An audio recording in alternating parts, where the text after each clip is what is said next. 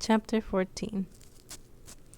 At that time Herod the Tetrarch heard the report concerning Jesus, and he said to his servants, "This is John the Baptist. He has been raised from the dead, and because of this, these works of power are operating through him."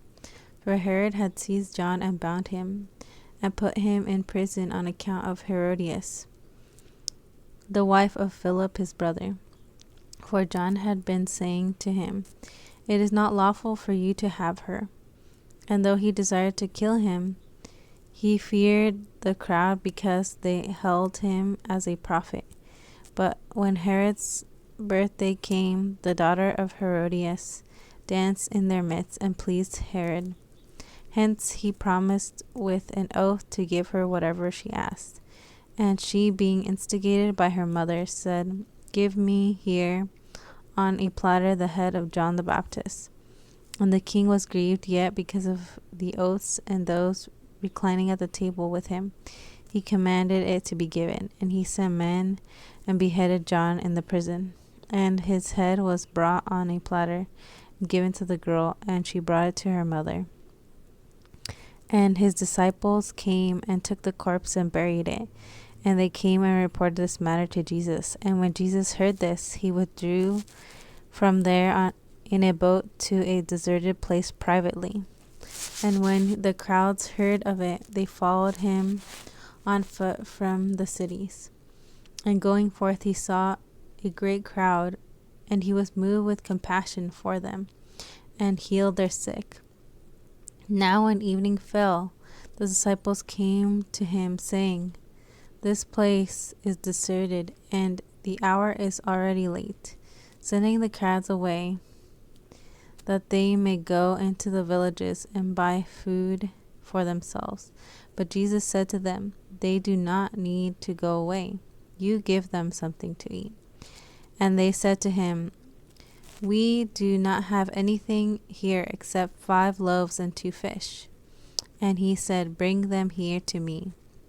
And after commanding the crowds to recline on the grass, he took the 5 loaves and the 2 fish, and looking up to heaven, he blessed and broke the loaves, and gave to them to the disciples, and the disciples to the crowds. And they all ate and were satisfied. And they took up what was left over of the broken pieces, 12 hand baskets full.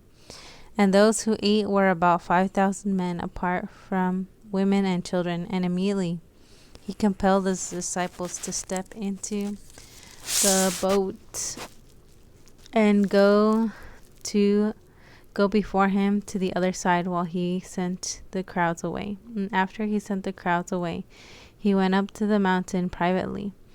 And when night fell, he was there alone.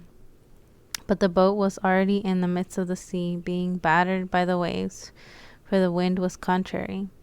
And in the 4th watch of the night he came to them, walking on the sea. And the disciples, seeing him walking on the sea, were startled, saying, "It's a ghost." And they cried out of fear. But immediately Jesus talked to them, saying, "Take courage, it is I. Do not be afraid." And Peter answered him and said, "Lord, if it is you, command me to come to you on the water." And he said, "Come." And Peter, coming down from the boat, walked on the water and came toward Jesus. But seeing the strong wind, he became frightened. And as he began to sink, he cried out, saying, "Lord, save me." And immediately Jesus stretched out his hand and took hold of him, and said to him, "You of little faith, why did you doubt?" Wow. And when they got up into the boat, the wind ceased, and those who were in the boat worshipped him, saying, "Truly, you are the Son of God." And they crossed over and came to the land at Gennesaret. And when the men of that place recognized him, they sent word in all that surrounding region, and brought to him all who were ill. And they begged him that they might only touch the fringe of his garment, and as many as touched were healed. Amen.